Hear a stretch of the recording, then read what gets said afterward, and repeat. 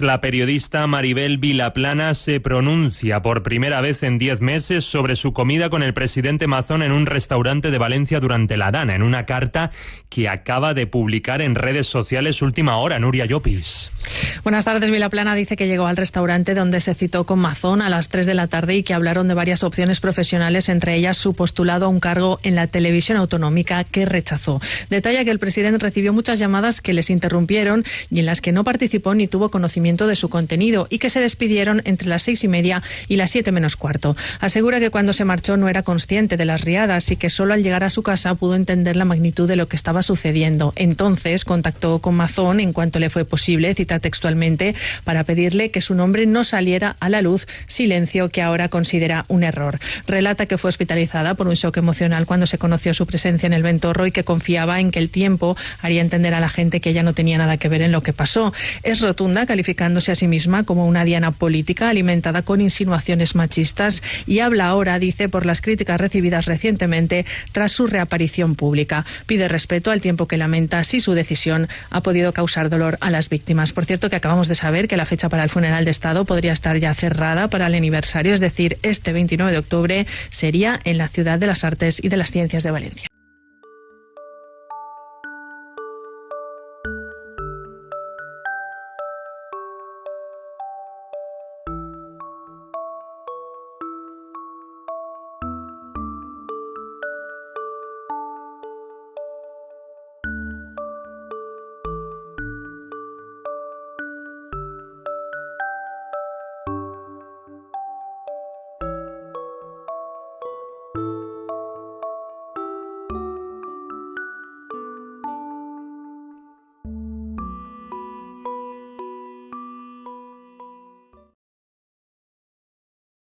Maribel Vilaplana, la mujer que acompañaba al presidente valenciano Mazón durante la nefasta jornada del 29 de octubre, ha roto su silencio y lo ha hecho con una carta donde se ha vaciado, ha confesado muchas cosas y nos ha contado lo mal que lo pasó.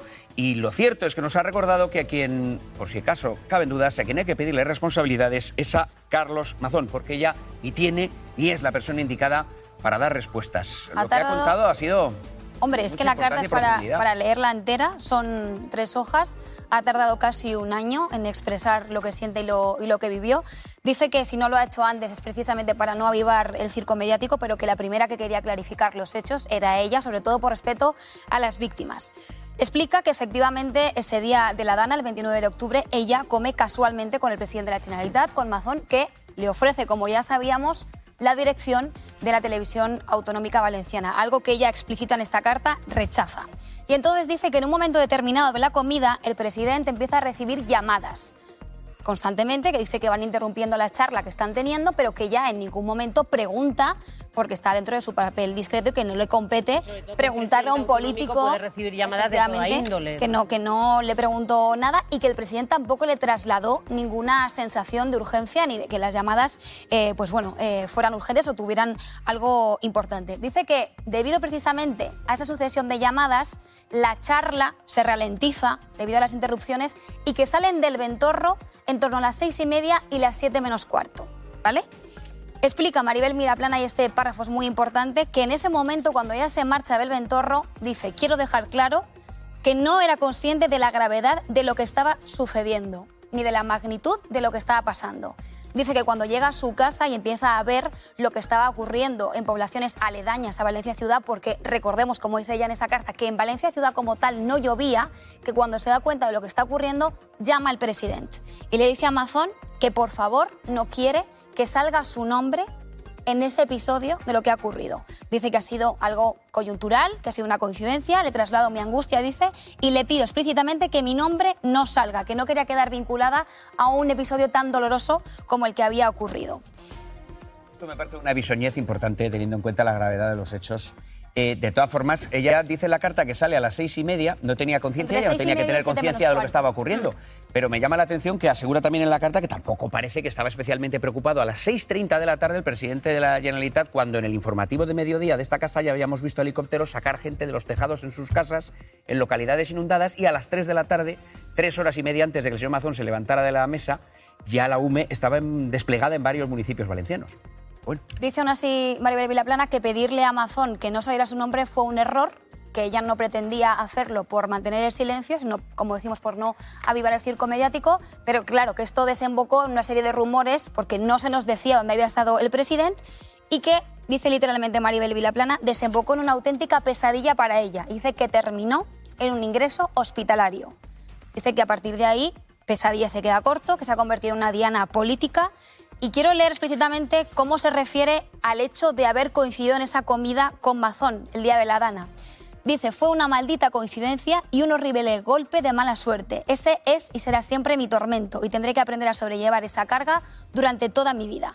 Dice que pide respeto para ella, para su persona y sobre todo para su familia y para las víctimas.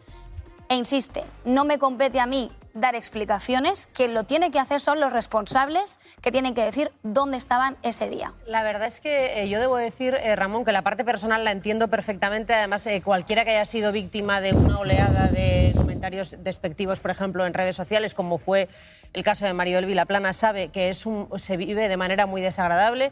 Ella, lógicamente, habla de acoso, de machismo y que lo vive o lo vivió pues como una situación que le ha provocado un estrés postraumático. Yo, esa parte, la verdad es que no tengo ninguna duda de que ella lo pudiera vivir así. El único matiz que yo encuentro es que realmente a ella no se le está pidiendo explicaciones como si fuera Carlos Mazón, sino que quizá de ella se esperó en un momento dado que aportara luz con respecto a lo que había pasado en esa comida por lo que se refería a la gestión de Mazón. Realmente no creo que nadie estuviera esperando que ella le hubiera dicho, se hubiera echado el asunto a la espalda y le hubiera dicho a Mazón que tenía que ir al CECOPI. Creo que no se esperaba de ella eso, sino las explicaciones a las que ella alude, sino que ella hubiera contribuido a arrojar luz con respecto a todas las dudas que se tenían sobre Mazón. Es que cuanto más tiempo pasaba, peor. No hubiera evitado el acoso en las redes sociales de ninguna manera. Aunque hubiera salido al día siguiente contando, he estado aquí, he hecho esto... Es lamentable, por cierto, el acoso. Es tremendo. No lo hubiera evitado. El problema es, claro, que ha pasado mucho tiempo. Es que ha pasado demasiado tiempo. Y esto tiene que esclarecer varias cosas. Ella no sabe qué hizo después. No sabe cuánto tiempo estuvo ahí. No va a contar si en la comida el presidente bebió más o bebió menos o estaba diciendo no sé qué o no sé cuánto. Tiene una comparecencia en el Congreso de los Diputados a petición de dos partidos porque se lo han pedido a los dos partidos las asociaciones de víctimas. Y oye, pues ahí, claro, bueno, que responda y puede responder. Pero claro, cuando tú estás en medio del ojo del huracán, el silencio a veces es bueno, pero en este caso no le hubiera hecho ningún mal, que hubiera salido ahí y hubiera hecho lo mismo que ha dicho ahora. Le pedía que fuera testigo. Claro. Que actuara como testigo.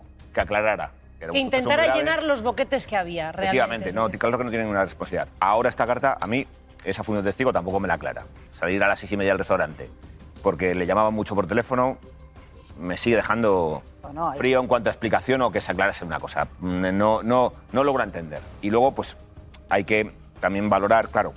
El hecho de que ella diga que Mazón recibió numerosas llamadas, como no nos dice de qué son, porque ella dice que no lo sabe, claro, evidentemente podría significar que Mazón tenía más información de la que luego admitió tener.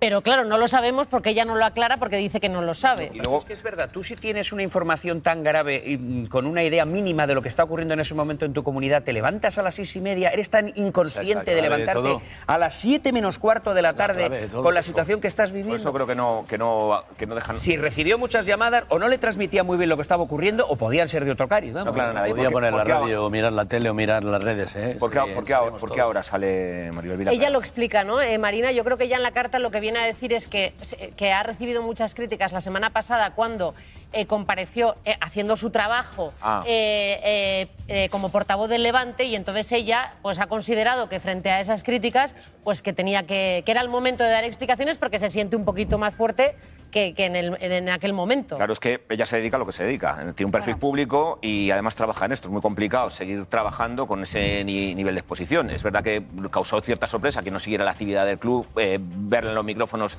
haciendo de portavoz del Levante en un momento en el que todo el mundo está muy pendiente porque empieza la Liga, los fichajes, etcétera.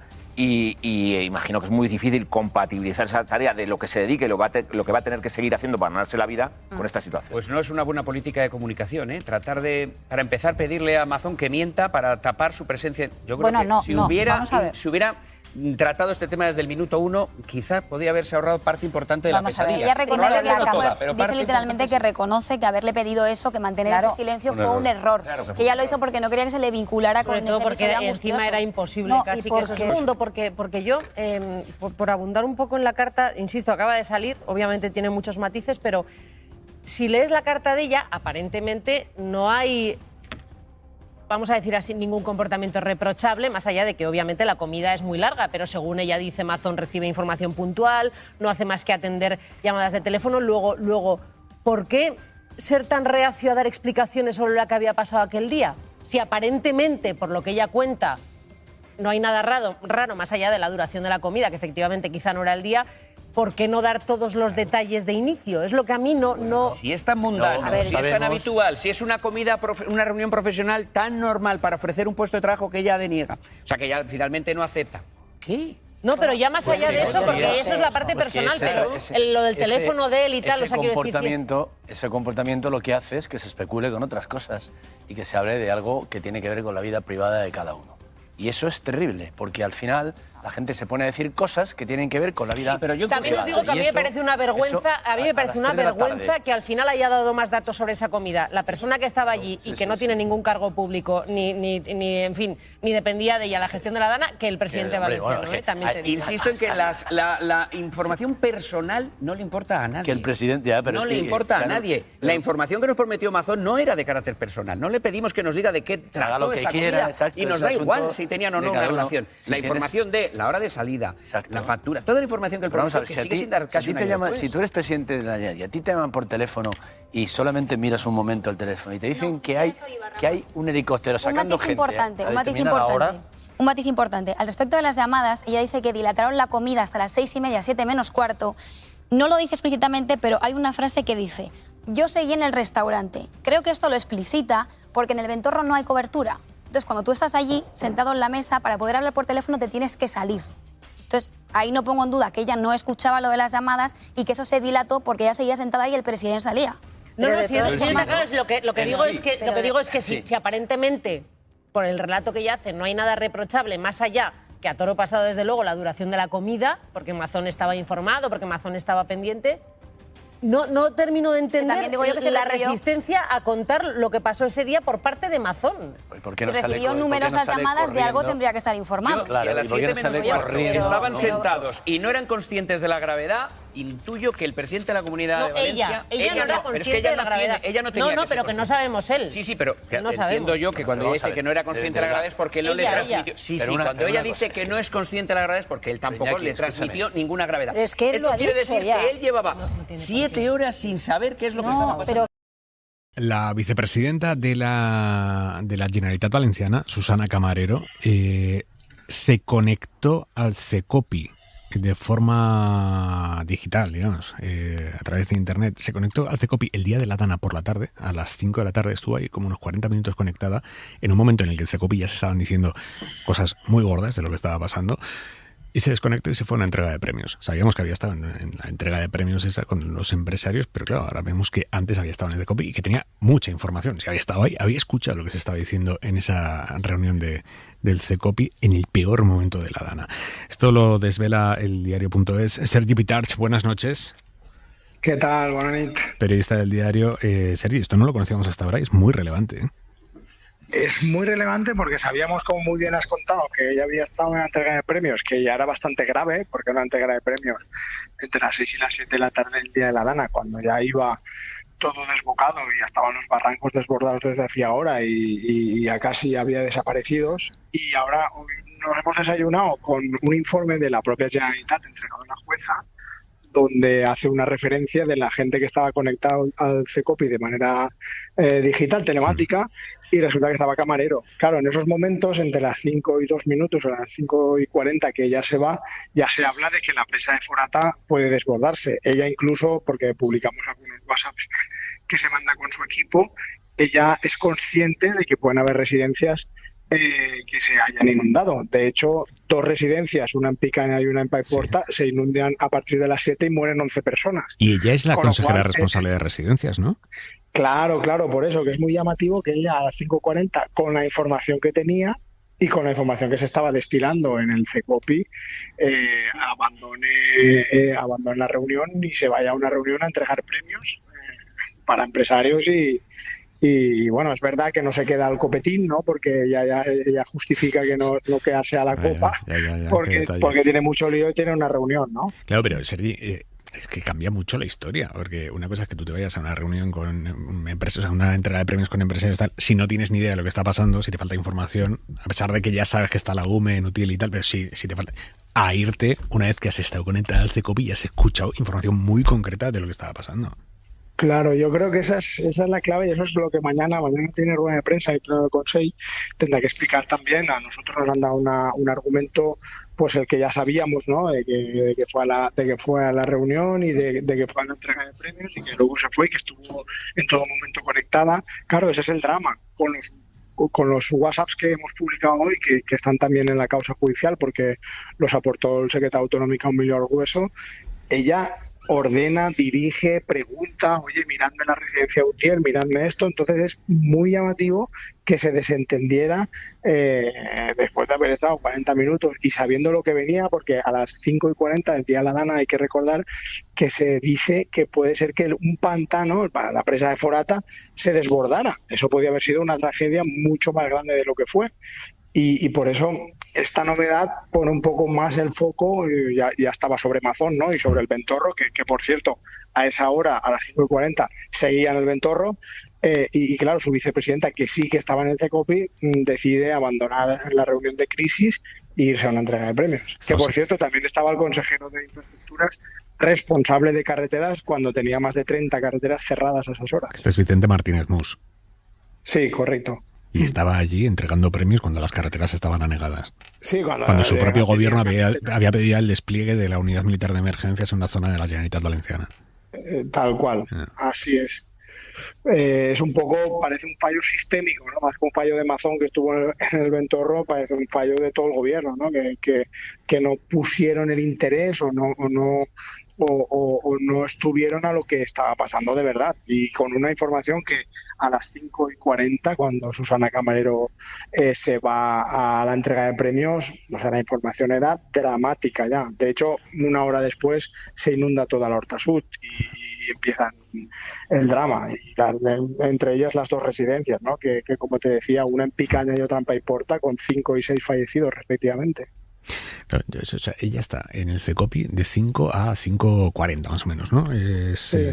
Y se desconecta, va a la entrega de premios. ¿Y cuándo se vuelve a conectar al CECOPI? No, se conecta ya a las 7 y pico pasadas y luego a las 8 ya minutos. Se deja, es verdad, que se deja sujeta a un miembro de su equipo, pero es llamativo, ¿no? Que en una situación de ese nivel la persona que lleva el mando y la que coordina, digamos, y la que gestiona todo, pues decida irse o parar en seco la gestión para ir a una entrega de premios con empresas, además de la que no se habló de la Dana, porque otros empresarios con los que hemos hablado nos cuentan que allí no se habló de la Dana ni de ninguna preocupación. De hecho, no se suspendió el acto, ¿no? De hecho, algunos de esos empresarios tuvieron problemas para volver a casa y en algún caso casi se juega la vida, ¿no? Porque tenía que volver a la zona de la Dana y estaba en esa entrega de premios y como nadie la suspendió, casi no lo cuenta. Sí, la verdad que es bastante es llamativo. Y esta información esto cambia deja bastante en evidencia. Claro. Correcto. No era solo Mazón el que estaba desconectado, el que no estaba 100% en lo que pasaba, sino que parte de su gobierno no estuvieron tampoco a la faena.